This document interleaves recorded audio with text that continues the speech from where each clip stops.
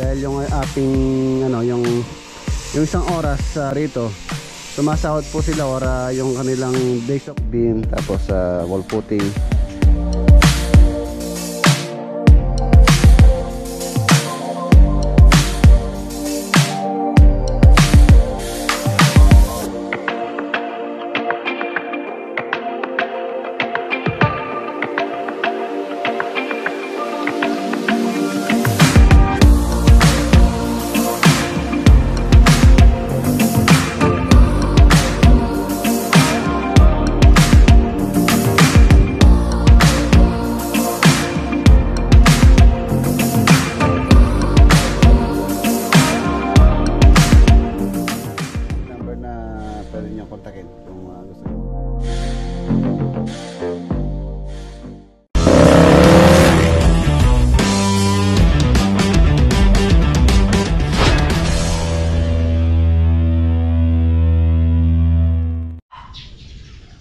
Good morning.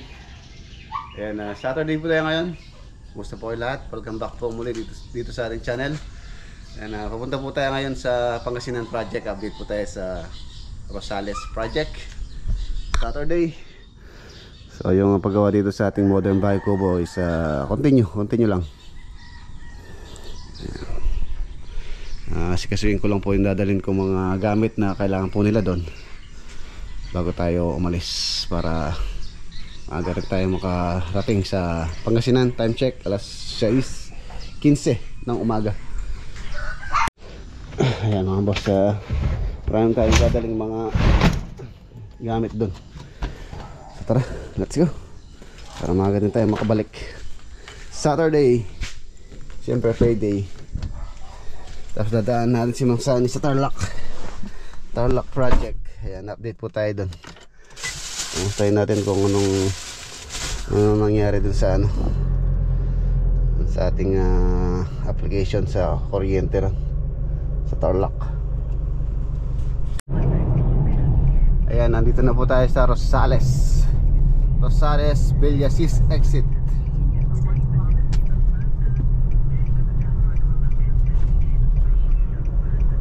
Tayo lang pala mag-isa mga boss. Wala, dadaan po tayo sa Tarlac mamayang pauwi tayo.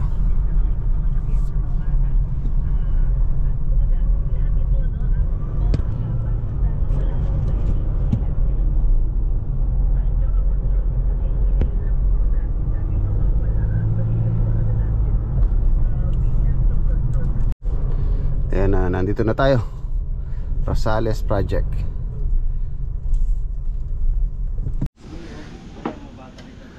Ayan mga boss, nandito na tayo sa Rosales. Ito na po yung project natin dito. Nakaangat po sila.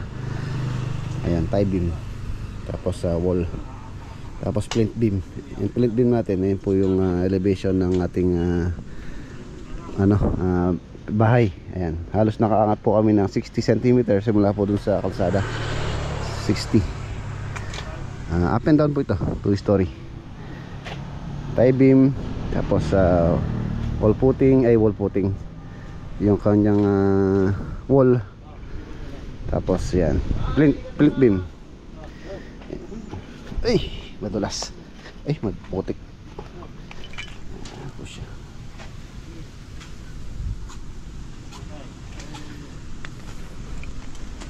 Importante matibay po yung pundasyon. Medyo malalim po yung pundasyon namin sa gawi doon sa likod. Dito tie beam pa po yan. Ito pong buong bahay nakaano siya, tie beam. Ayan. Kadalasan na ginagamit po yung tie beam sa mga ganitong project, up and down, lalo na pagka yung location sa malalim yung pinakahukay, mas maganda yung may tie beam. Ayan. Bungalow house, common na lang, wall putting. Pero to, ayan, meron tayong mga tie beam.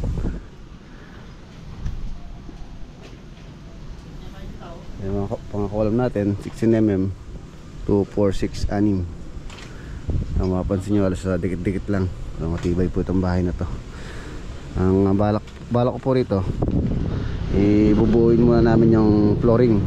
Kaya nakangat to, yan, bubuhusan yung plinth beam tapos sa flooring bago mag-asintada. Asintada para mas maginhawang kumilos. Tapos prepare ko na yung flooring. Pagka nabuhusan yung plinth beam na yan, so patag ng mga flooring, backfill. Marami naman tayong kukuha ng pantambak. Ayan, para mas maginhawa po kumilos dito pagka nauna yung flooring. Ito, plinth beam na to, tie beam. Tapos na ito, wall.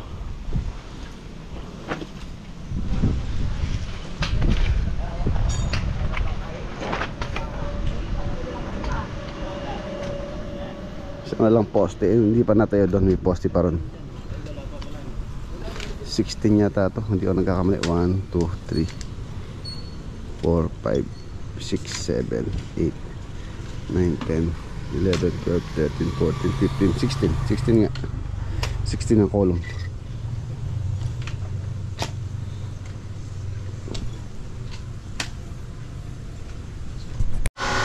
Ayan, punta muna tayo dito sa hardware. Bili po ako ng mga tubo, sanitary line, water line. So kailangan din may abang yan bago tayo mag-flooring.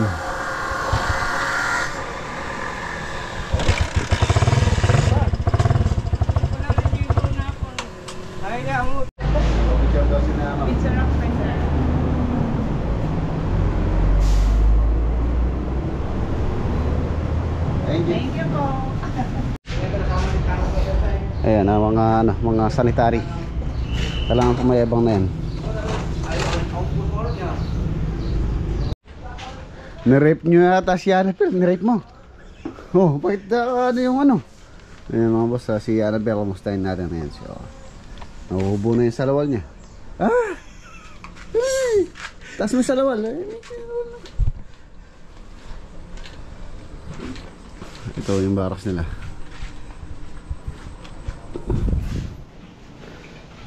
Break time. Bumili tayo ng merienda. Tapos ito yung yung asong yung dinala natin dito, si Doroy. Ayun, oh. Malaki na, sanay na po rito. Hey! Talkalin yung basura.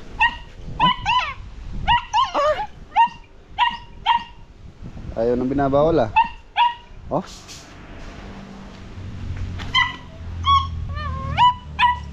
Ayaw mo nang binabawal ah. Ay, meron siya na nawali dito, palaka, dalawa. Bullfrog. Dadalawa lang.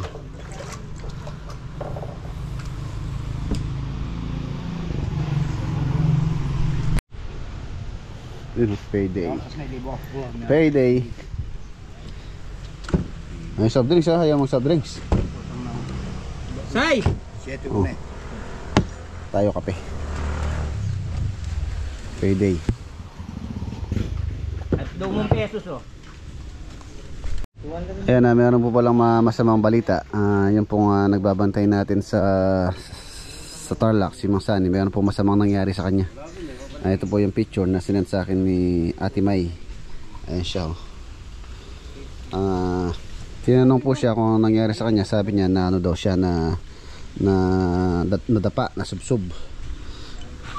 Ayan siya na dinala po nila Ate May sa hospital kasama si Ate Miles. Marami daw po siyang sugat tsaka gasgas, tapos meron siyang sugat sa ulo. So okay naman daw po, sabi nila Ate May na ang kalagayan niya. Pupuntahan natin ngayon si Mang Sani. Papalitan ko muna siya doon, uuwi ko muna. Tapos tanungin natin kung ano po yung totoong nangyari sa kanya. Ayan po siya, nasa hospital to. Nakabenda yung ulo. Maraming gasgas daw sa muka.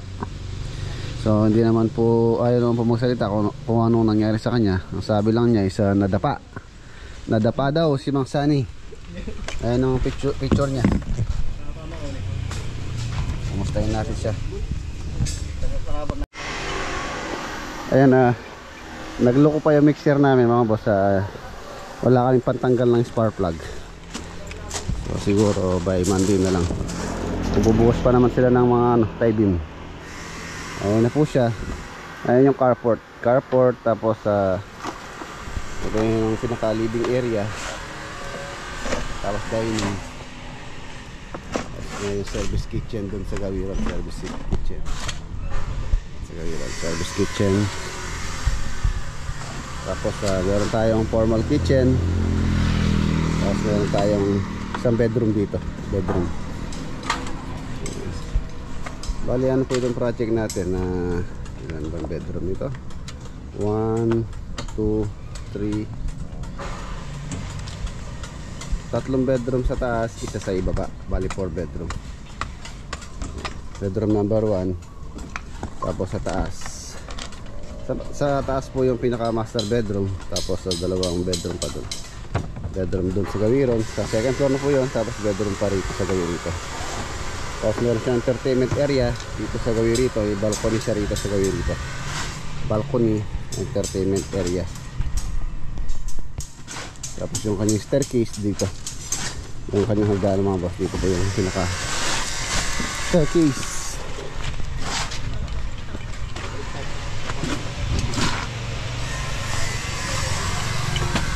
Magmano-mano muna sila. Ito yung hagdanan. So pinatatayuan ni tata.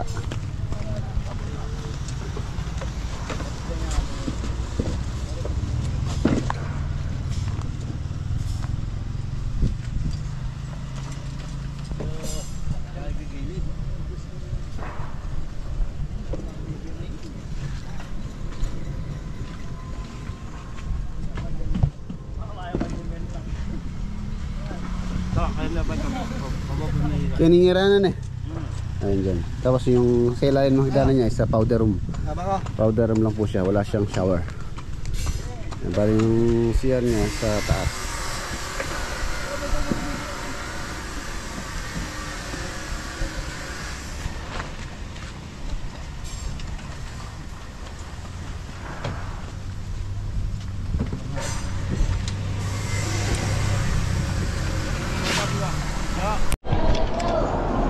Dito tayo sa palengke. Galonggong.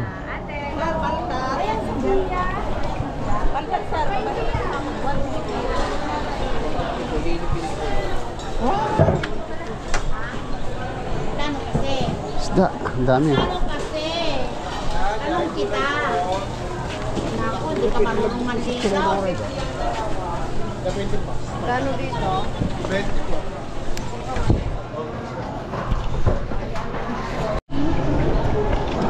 Pa ng yellow pin, wala. Yellow pin. Wala no. Ito yung palengke na Rosales.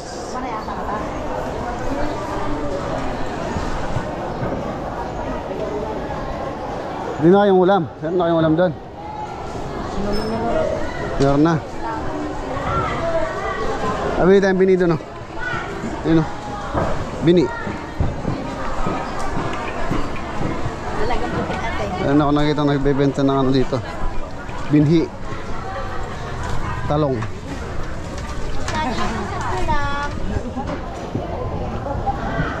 Ayun no.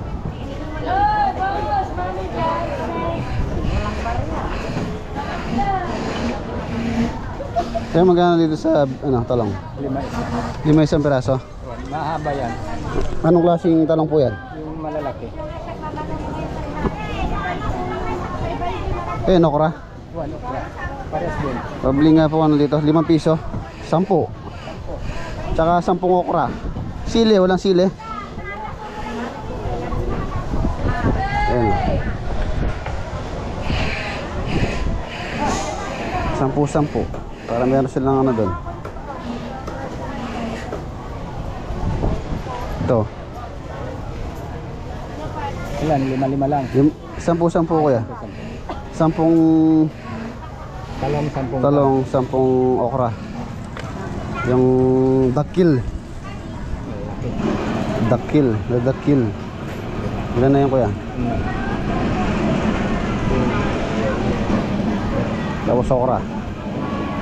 Ay yung kamis na yun, ano yung klaseng kamis yun? Malalaki. Meron na po akong kamis doon sa bahay.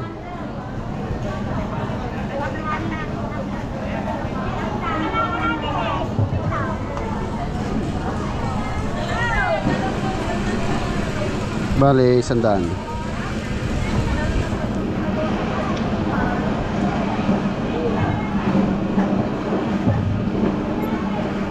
Tandaan ko yun. No. Thank you. Ayun na. Yes. Meron na po ako.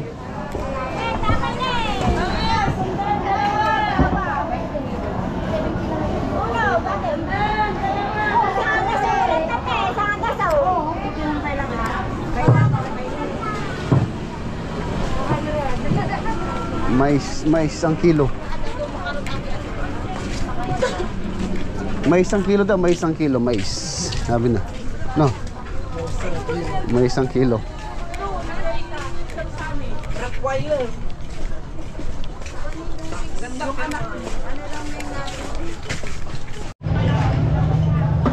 Magkano buko? Boss, magkano buko? Magkano po? 10. Dalawa.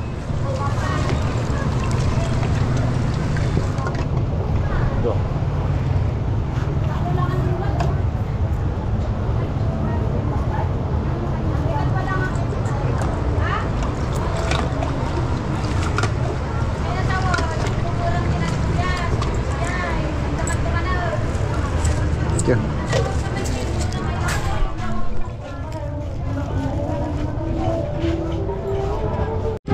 Dito na tayo.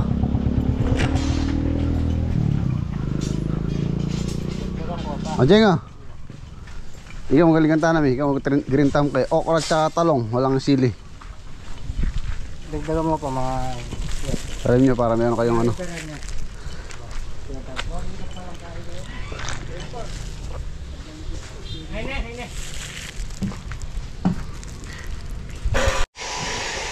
Ayan, tinanim na ni Kuya Jeng yung ano. 10 okra, 10 talong yan. Jeng. Tapos talong. Ano daw yun, haba. Ayan, para pagka balik ko dyan, dapat may bunga na yan ha. Eh, yung upo, nasan yung upo? Sino? Saan? Oo, pag meron din mo po rito eh. Pagka magdadala ko kayo ng ano, fertilizer. Fertilizer pa ron eh. Yung triple 14. Yan lang, ang bulay mo banta, tabala. Gagawa natin ng balag. Eh mga boss, hindi na rin po tayo magtatagal dito. Yung iba po, half day lang. Sasama uwi sa akin yung ilan, pero yung ilan straight. Straight po sila. Bale yung kanilang straight, half day pa yon. Saturday kasi half day lang po kami, ka Saturday. Dahil yung ating ano, yung isang oras binabayad namin. Nag-start po kasi yung mga tropa dito magtrabaho 7 AM to 5 PM. So merong isang oras na sobra. Yung sobra na yon, yun po yung bayad sa Saturday. Tulad ngayon, half day lang sila. So yung mag-i-straight, meron pa silang half day nun. Tapos magtatrabaho pa ng linggo yung may iiwan. Yung pong halos iba rito, sumasahod po sila or yung kanilang days of work sa isang linggo 7.5 days. 7.5 days. Ayan, para di sila meron silang overtime yung kalahating araw na tatrabaho nila ngayon hanggang mamayang alas 5 yung mag-i-straight. So ayan, okay na rin kami, alas 11. Dadaanan pa natin si Mang Sani. Aalamin natin kung ano yung tunay na nangyari sa kanya. Tapos uuwi ko muna, si Diwata muna yung magbabantay doon. Tapos tingnan din natin yung ating project doon. Oy, tara na! Let's go! Sana po tayo Tarlac. Shoutout pala kay Ate Marites tsaka kay Capsir ng cruise ng San Rafael Tarlac City. Ayan, nandito na tayo mga boss dito sa Tarlac project. Sundin natin si Mang Sani. Ano kaya nangyari dun? Wala naman kayo naman Kenyan eh. Wala po sa Ano nangyari sa kanya? Nadapa daw eh. Subsub daw eh. Ayun mga boss. Hindi pa rin nalagay yung kuryente. For rent. Ayun, may for rent na pala. Ayun na. 0962. Tingnan nyo. Ano natin video natin yung number. Ayun, nandito na tayo mga boss. Ayun si Masani. Ano nangyari sa'yo? Sarili. Ano nangyari sa'yo ulo mo? Lalo, nakato doon. Paano nakanto? Bahagya lang. Paano nga nangyari? Paano nangyari? Ano? Ano mo? I-mostrame.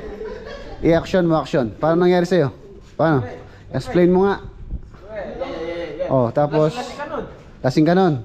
Nangyari yung ano? Nung nangyari yung aksidente, nalasing ka.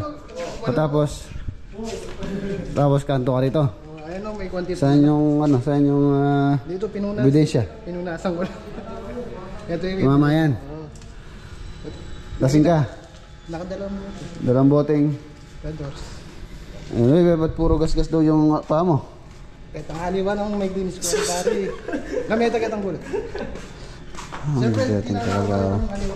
Naman ba sa Butong. buti Yan yan, niya pare. dinala naman po sa hospital siya. Nakanto rito, malaking tama mo rito. Gas-gas. Gas-gas. Puro gas-gas na. Dito tumama, dito sa kanto. Yung pagpasok ko nito, chineras ko sa ayun, dalawa yun. O tapos, Nagasgas ng konti yung upuan, pati ako nagasgas. Gumano no? Kakayakan. ay mga boss, for rent. For rent na. Yun na lang pong kuryente yung inaano namin hinihintay. Tapos meron pa request pala yung Tarelco. Yun mga boss, okay naman yung aming ano, yung aming metro. Kaya lang gusto nila iangat pa namin dito, ilabas pa daw namin, pero visible naman po dito if ever na mag-reading sila, kita naman po rito kahit nasa labas ka, kikita mo naman. Ayan o. Yun hindi po nila inaproban ng Tarelco, pero sa municipal engineer okay na. Yung Tarelco lang yung naging problema namin, so i-move daw namin dito na visible sa kanila. Pero actually ko kahit na nandito ka sa labas mga boss, visible naman siya. Pero pwede naman po silang, if ever na hindi makita, pwede naman silang pumasok dyan. Open naman din po yung gate.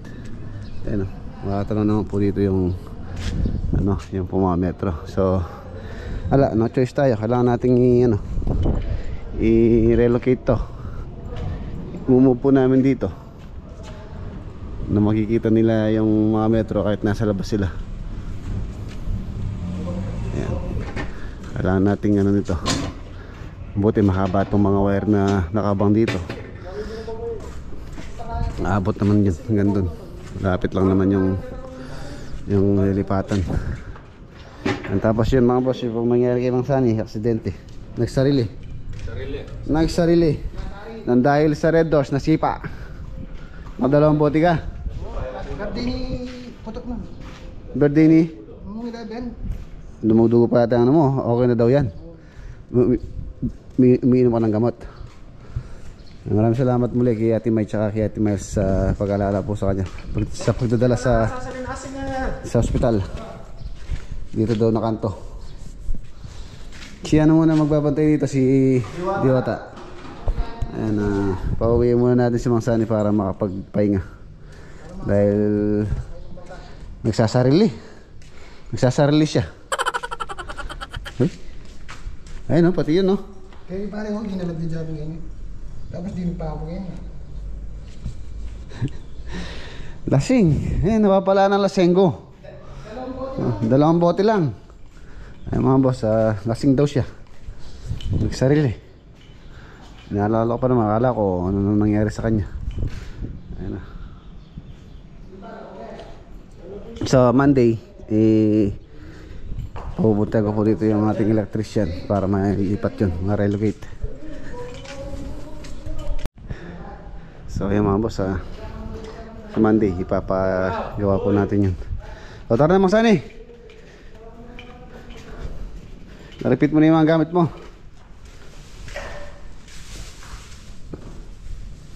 Ito, hindi naman uminom. Hindi ka uminom na. Hindi po. Oo. Nagbayaw. Yan ka lang. Paiga-iga ka lang dyan. Kahit tulog ka lang dyan. At ikaw chichirya kayo na yun. Ano naman chichirya? Hindi ko. Tama na. Dami yun, hindi ko naman yun eh. O, tara. Ano kami? Kaya kama. Reta, buta ko lang. Dala mo na reta yung karan ng pito reta. Wala kami. May akursonada na aking kiluwal. Hindi pare. Wala mo naman. Hindi pa mo Boss Poret. Ayan po yung number na pwede nyo kontakin kung gusto nyo mag-first serve. Tara, tara. Magpaalam ka na dyan sa bahay mo. Bahay mo. Babalikan kita bukas kang pat. Ano ba pala ng Lasenggo?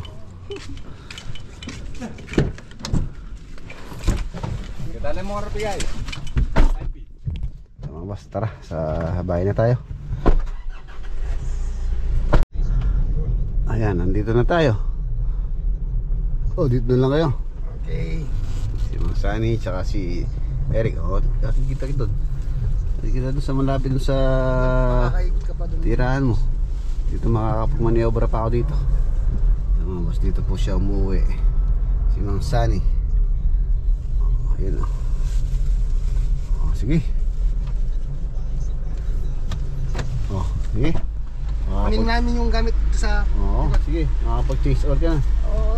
Sa si Eric. Dito na po tayo sa Arayat.